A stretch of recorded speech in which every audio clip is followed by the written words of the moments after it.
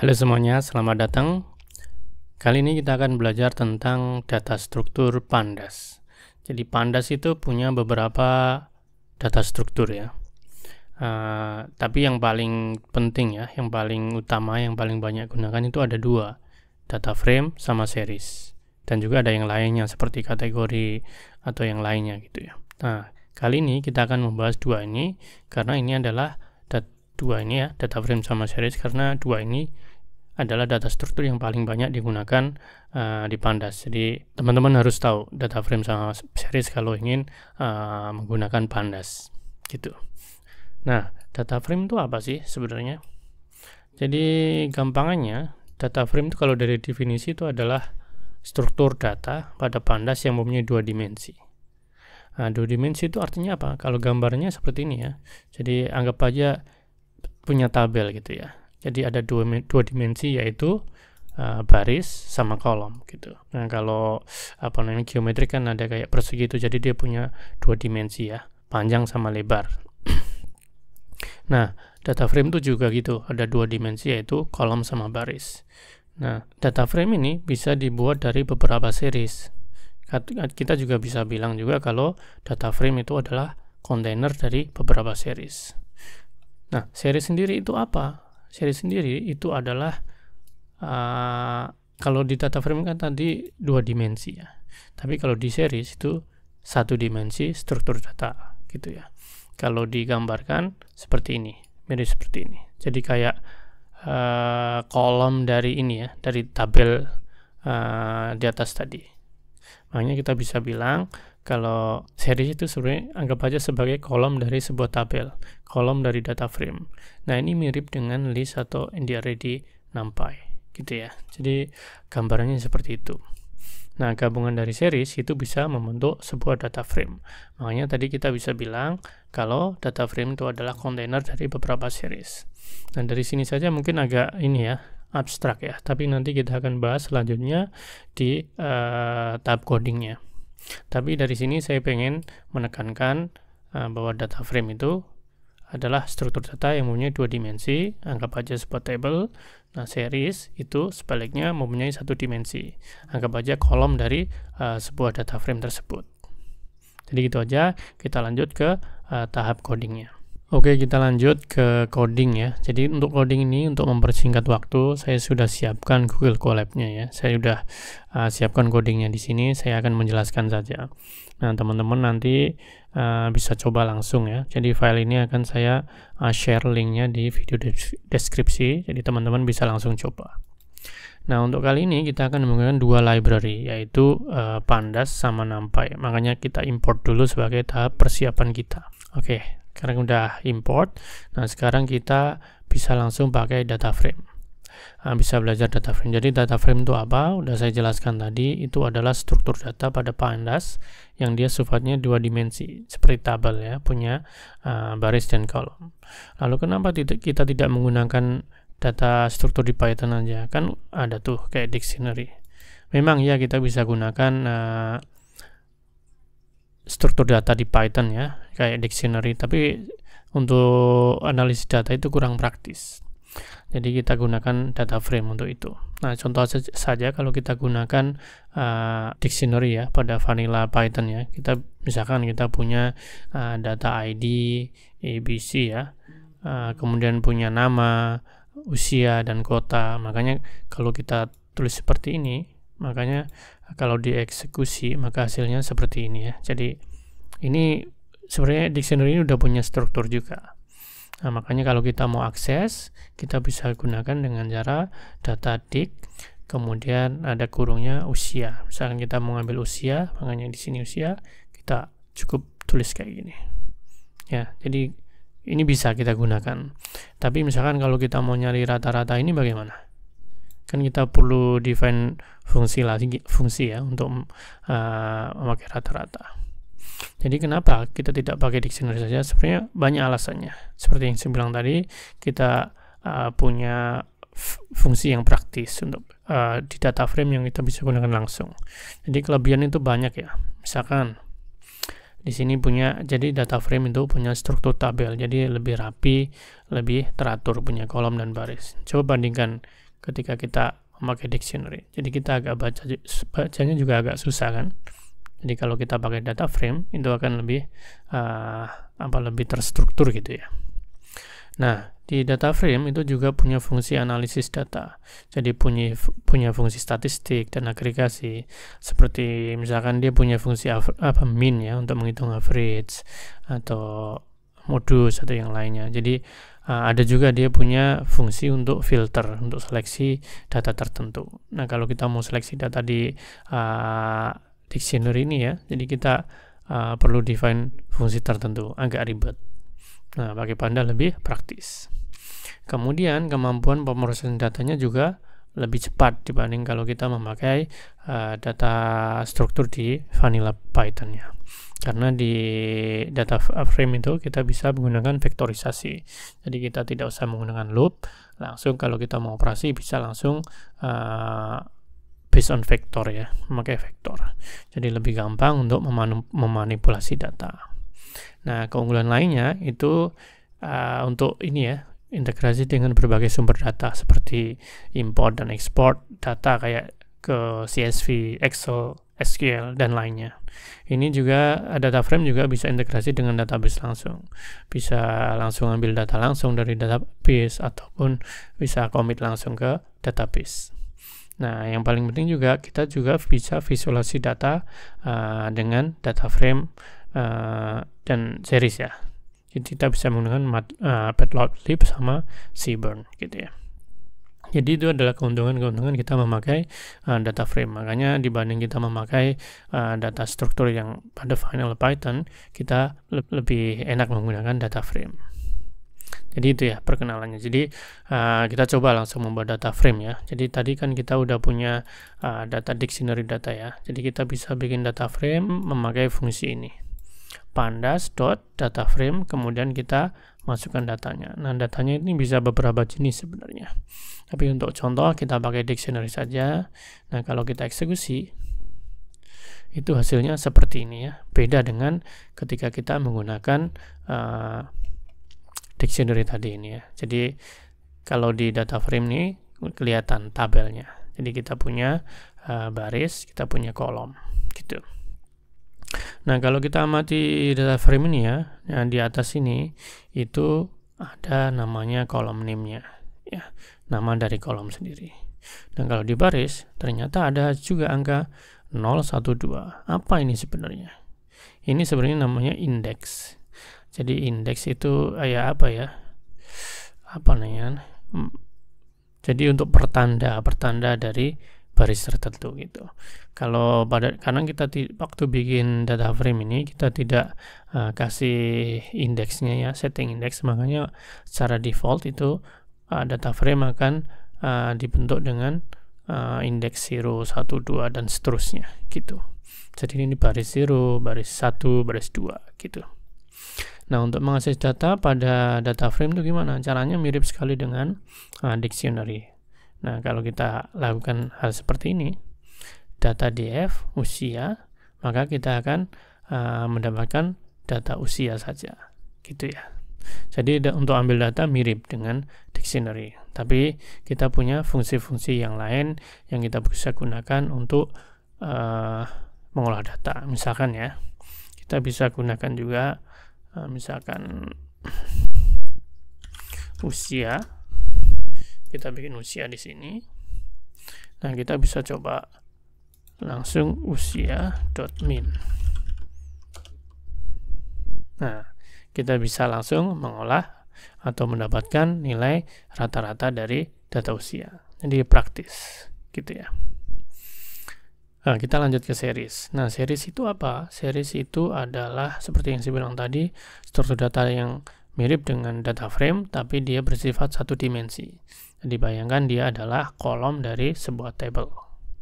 Nah, kalau di vanilla Python ya itu mirip dengan list, tapi mempunyai kelebihan yang lebih banyak untuk menganalisis data.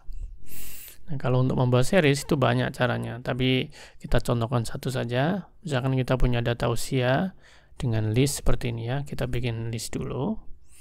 Nah, usia kita bikin series dengan cara pd atau pandas.series, kemudian kita masukkan datanya, data usia yang kita punya di atas ini.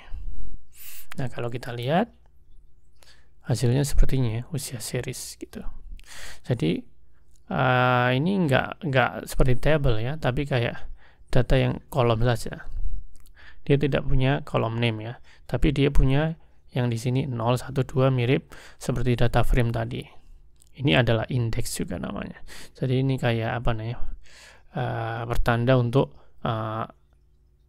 data tertentu ya. Misalkan data 30 ini data kedua itu indeksnya indeks 1. Nanti kita bisa gunakan ini untuk seleksi atau filter data. Jadi series ini mirip dengan NDRH di NumPy. Jadi ada untuk mengakses data pada series kita bisa gunakan cara seperti pada NumPy juga. Misalkan usia series 1 ya, di sini kita ambil 1 kurung 1. Ini artinya apa? Ini artinya kita mengambil data pada usia series dengan indeks 1. Indeks 1 kalau kita lihat di sini itu adalah 30. Ya, makanya kalau kita eksekusi hasilnya 30. Seperti itu. Jadi caranya mirip sekali dengan NumPy. Nah, di series ini juga ini ya, support operasi vektorisasi. Jadi kalau kita bisa gunakan, kalau kita perkalian 2 ya, jadi langsung tiap elemen dari data usia series ini dikalikan 2. Nah, kalau kita lihat tadi kan ini 25, 30, 35 ya. Makanya dikalikan 2 semua, 50, 60, 70. Gitu. Nah, kita bisa juga gunakan series ini sebagai argumen untuk sebagian besar metode yang ada pada NumPy. Misalkan kan di NumPy ada np.exponential ya. Nah, ini kita bisa masukkan series ya. Kalau kita masukkan, makanya tiap elemen di series ini dieksekusi, jadi sebagai argumen dari np.exponent seperti itu. Jadi kita dapat kelebihan vektorisasi di sini. Jadi untuk mengakses ini ya, series ini kan kita memakai indeks gini. Tapi indeksnya bisa diganti sebenarnya, tapi nanti kita bahas pada bab indeks. Jadi sini sebagai perkenalan aja bagaimana cara mengakses series gitu. Nah, sekarang kita lihat bagaimana hubungan antara data frame sama series. Jadi kalau kita lihat tadi kan tabel sama kolomnya ya. Jadi memang data frame sama series itu berhubungan erat. Gitu ya. Jadi kita bisa bilang kalau data frame itu adalah kontainer dari beberapa series, atau series itu dan beberapa series bisa membentuk data frame. Oke, kita langsung aja contohnya. Kan kita punya data frame seperti ini ya. Ini data frame yang awal tadi, ada ID, nama, usia, dan kota ya. Nah, kalau kita ambil data usia dengan cara data df terus kolom kurung terus usia ya. Jadi hasilnya seperti ini. Nah, kita cek ini sebenarnya usia itu apa sih tipenya. Dan kalau kita cek memakai fungsi tipe usia, ini adalah series. Jadi kita dari sini kita ngerti ternyata kolom dari data frame ini adalah series gitu. Makanya kita bisa bilang data frame ini adalah kontainer dari beberapa series. Nah, contoh yang lain kita ambil nama, data nama ya. Ini sama, kalau kita cek nama itu apa sih, dia adalah series juga gitu. Jadi data frame data kontainer dari beberapa series. Nah, kita juga bisa membuat data frame dari beberapa series. Contohnya ya, kita punya data seperti ini ya, Bobby sama Adam sebagai list ya. Kemudian kita bikin series memakai pandas.series. Jadi kalau kita eksekusi hasilnya seperti ini ya. Jadi ini adalah list berisi nama dari Bobby dan Adam. Nah, kita juga punya list yang kedua berisi hobi ya, sepak bola dan tenis meja. Nah, kita bisa membuat data frame dari dua list ini memakai pandas.dataframe kemudian nama series, hobi series. Maka hasilnya seperti ini ya, table. Nah, kalau table ini kan kita udah tahu kalau dia itu data frame. Tapi kalau kita mau cek tipenya, tentu saja ini hasilnya adalah data frame. Jadi begitu. Jadi hubungannya antara data frame sama series itu ada seperti apa ya? satu membentuk yang lain gitu, atau satu terdiri dari yang lain. Jadi data frame itu terdiri dari series, kemudian beberapa series bisa membentuk data frame. Jadi itu hubungannya ya. Sekarang kita coba berinteraksi dengan data frame. Jadi karena data frame itu adalah kayak struktur utama yang akan kita banyak gunakan ketika menganalisis data ya. Jadi ketika kita menganalisis data, kita akan dihadapkan dengan permasalahan yang sangat umum, yaitu di mana kita harus mengakses data dari suatu baris atau dari suatu kolom. Nah, kita akan demonstrasikan di sini ya. Pertama kita coba bagaimana cara mengakses kolom dari data frame. Jadi gimana cara mengakses kolom data frame? Pertama sebenarnya ada beberapa cara kan. Satu itu bagaimana cara mengakses satu kolom. Sebenarnya saya sudah demonstrasikan tadi caranya dengan seperti kita mengakses data dari dictionary. Caranya, jadi kita cek dulu ya df-nya ya. Kita cek dulu data df ya, biar kita ngerti datanya itu seperti apa. Datanya seperti ini ya. Nah, kalau kita akses data nama, data df, kemudian masukkan nama di sini, maka kita dapat kolom data nama dari data frame kita. Sebenarnya kita bisa akses dengan cara notasi yang lain seperti ini ya, data df.nama. Jadi ini kayak properti dari atribut dari data frame nama ya. Jadi hasilnya sama. Cuma di sini kita harus hati-hati. Jadi sebenarnya mana aja kita bisa pilih ya, tergantung preference kita mau yang mana. Tapi perlu dicatat bahwa untuk notasi seperti ini ya, kadang-kadang konflik dengan atribut dari data frame. Misalnya ya, kalau kita punya data bernama shape ya, di sini kan kita punya ID, nama, usia. Nah, kalau kita punya shape ya di sini ya, bentuk yang dimana mirip dengan atribut dari data frame ya, di sini kita akan bentrok. Makanya kalau kita akses seperti ini, hasilnya itu bukan shape atau data kolom yang kita mau, tapi adalah shape dari data frame itu sendiri. Makanya kita perlu hati-hati kalau memakai notasi seperti ini. Tapi bisa saja kalau kita udah yakin nama kolomnya tidak bentrok, ya nggak apa-apa. Ini kan lebih enak menulisnya sebenarnya ya, gitu ya. Nah, sekarang bagaimana kalau kita mengakses multiple kolom atau beberapa kolom sekalian? Caranya mirip sebenarnya, cuma kalau tadi ya, kan kita mengaksesnya sini string aja ya, masukkan nama saja. Tapi kalau kita mau mengakses beberapa data, misalnya kita mau mengakses nama dan usia, maka kita bikin list dulu di sini. Ini list berisi nama kolom yang kita ingin seleksi gitu. Jadi kita eksekusi, maka hasilnya data yang berisi nama dan usia saja. Seperti itu. Nah, ini hasilnya data frame karena dia kolomnya ada beberapa gitu ya. Jadi yang teman-teman perlu perhatikan adalah jadi argumen di sini itu bukan string aja, tapi list dari nama kolomnya, gitu ya. Jadi itu cara mengakses kolom dari data frame. Nah, sekarang bagaimana kita mengakses baris dari data frame?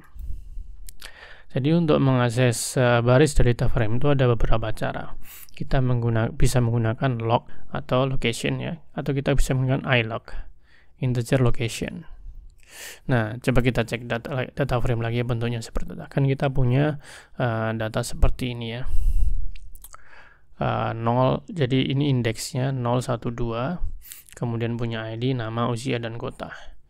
Nah, kan ini ID-nya kan berupa angka juga ya, jadi nanti kita agak susah untuk membedakan, makanya saya bikin set dulu indeksnya. Jadi saya mau indeks dari data frame ini saya jadikan jadi ID ini jadikan indeks, makanya saya bikin set index ID. Nah, in place true ini maksudnya data frame itu langsung diganti. Kalau kita nggak pakai in place ini, jadi kita nggak berubah langsung data frame-nya. Jadi saya eksekusi, kemudian kalau saya lihat lagi, maka hasilnya seperti ini. Jadi indeksnya bukan 012 lagi, melainkan sudah menjadi ID. Oke, kita sekarang bisa lanjut ke mengakses baris menggunakan log ya. Pertama, bagaimana cara mengakses satu baris saja. Nah, kalau log ini sebenarnya artinya location ya. Location artinya kita memilih baris berdasarkan lokasi.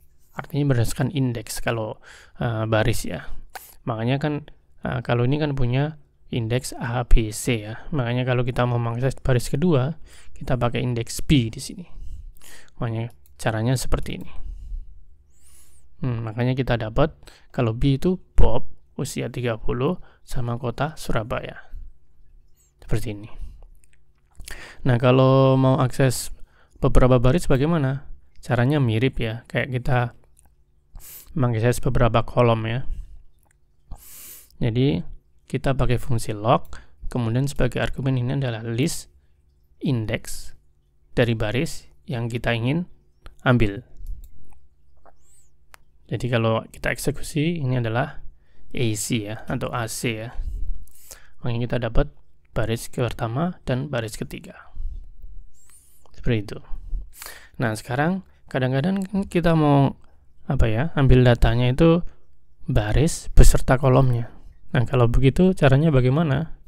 Nah, caranya gampang ya. Jadi kita cek dulu ya data DF kita supaya kita ingat. Nah, kalau kita mau mengakses contohnya ya baris pertama dan baris ketiga, tapi kita cuma mau kolom usia, artinya di sini kita mau ngambil 25 sama 35 doang, maka caranya pertama, argumen pertama itu adalah barisnya, indeks dari barisnya, kemudian nama kolomnya. Nah, kalau kita eksekusi, maka kita dapat angka 23 sama 35. Nah, kalau multiple column gimana? Caranya sama. Misalkan yang kita mau usia sama nama ya. Jadi mau dapat Alice 25, Charlie 35. Nah, caranya sebagai pengganti usia ini kita masukkan list dari nama kolom yang kita inginkan. Nah, kalau kita eksekusi, hasilnya seperti ini. Jadi itu gampang ya. Jadi itu kalau kita memakai fungsi log. Nah, lanjut. Kalau kita memakai fungsi ilog gimana? Itu mirip sebenarnya. Tapi ilog ini memakai integer. Ya, memakai angka. Jadi data kita seperti ini ya. Kita kan nggak tahu angka di sini berapa. Nah, untuk mengakses baris kita tidak menggunakan ABC, tapi menggunakan ordernya ya, memakai angka. Kalau di sini 0, 1, 2, 3 dan seterusnya. Makanya kalau kita mau akses baris pertama itu pakai ilog 0. Nah, ini hasilnya sebenarnya sama dengan ketika kita memakai log di sini gitu ya.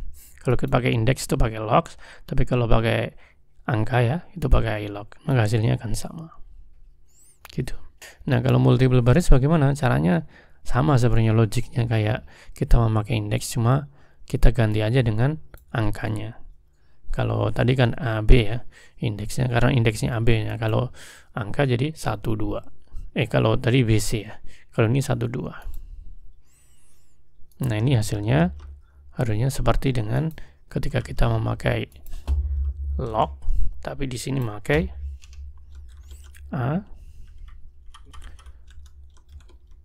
C ya. B sama C, karena ini adalah 1, 2 ya. Maka hasilnya akan sama. Jadi gitu. Jadi logiknya sama, cuma kita pakai integer aja atau memakai indeksnya. Nah, kalau mau mengakses kolom itu hasilnya sama. Caranya sama seperti tadi ya. Nah, jadi kalau kolomnya yang tadi kan memakai nama kolom, tapi kalau ini kita memakai angka, representasi dari kolom ya. Kalau lihat data di sini, jadi di sini nama itu adalah kolom 0, usia kolom 1, kota kolom 2 gitu. Jadi kalau kita eksekusi hasilnya baris pertama dan ketiga, kolom pertama dan ketiga gitu. Jadi seperti itu ya. Jadi harapannya teman-teman mengerti perbedaan antara data frame sama series, kemudian juga bagaimana cara kita mengakses kolom baris pada data frame. Nah, untuk selanjutnya nanti saya ingin membahas juga tentang fungsi atau fitur-fitur dari data frame sama series yang kita bisa gunakan untuk data analisis. Jadi tunggu di video selanjutnya. Oke, terima kasih. Sampai jumpa lagi.